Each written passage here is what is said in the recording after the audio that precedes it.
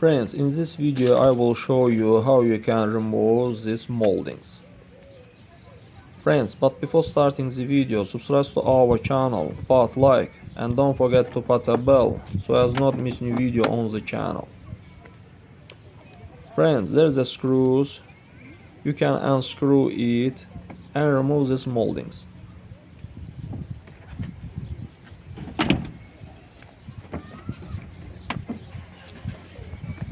But first of all, you need to remove this one.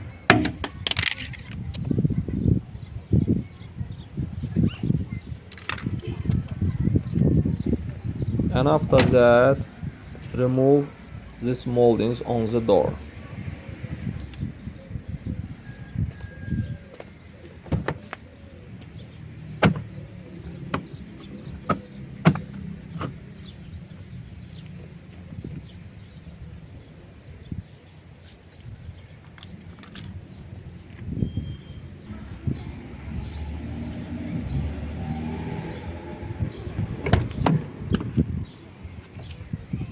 Friends, there is a screws.